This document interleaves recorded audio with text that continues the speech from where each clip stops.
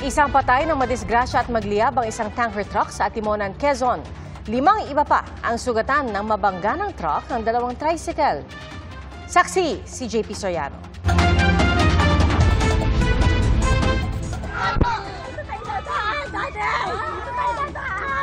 Tara doon, sana tayo!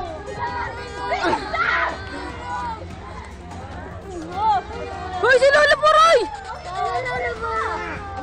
Pasado alas 6:30 ng umaga nang magliyab sa bahagi ng Maharlika Highway na nasa Barangay Malinaw, Ilaya sa Timonan, Quezon, ang isang tanker truck. Nag-iyakan ang mga estudyanteng matapos mahagip ng tanker ang sinakyan nilang tricycle.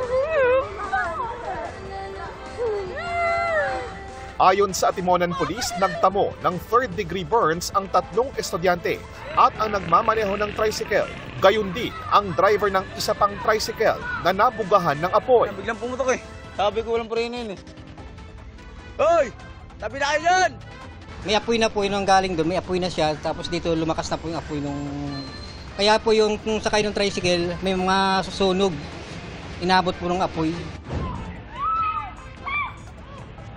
Ayon sa Atimonan Police at sa mga saksing nakausap ng GMA Integrated News, galing sa palusong na bahagi ng Maharlika Highway ang tanker nang mawalan ito ng preno. Nawalan ito ng kontrol at bumangga pa sa isang trailer truck na naroon dahil sa isang naunang insidente. Sa lakas ng impact, tumagilid ang tanker at dumaos-dos sa highway, kaya bahagyang nahagip ang 2 tricycle na nasa harapan nito.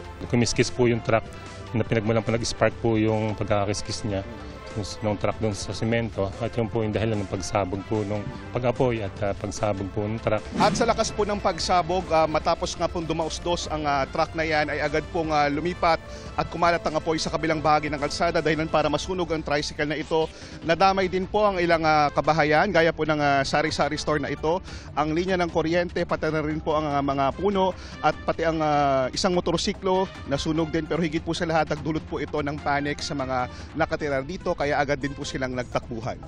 Ayon sa mga saksi, malapugon sa init ang apoy na halos dumila na at sumunog sa bahay nila. Ang apoy hanggang doon. Tapos ay nung kalakasan na, sumabog na.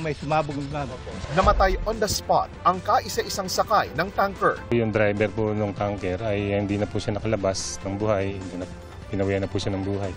Habang ang 5 sugatan ay agad isinugod sa isang ospital sa Atimonan dahil sa 3rd-degree burns. Kwento ng tricycle driver sa GMA Integrated News. Tingin ko po sa likod ko ay may apoy na. Binangga ko na po yung tricycle ko sa gutter.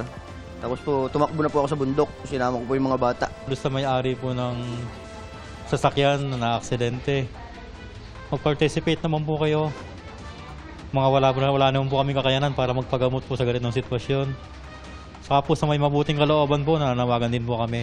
Pansamantalang isinara sa publiko ang bahagi ng highway kanina habang inaapula ang apoy pero binuksan din kalaunan. Ayon sa Atimonan Police, ikatlong pagkakataon na itong may nawala ng preno sa palusong na kalsada sa nakalipas na 3 buwan. Posibleng napupuwersa umano ang preno ng mga truck kaya uminit at posibleng hindi kumapit ang preno.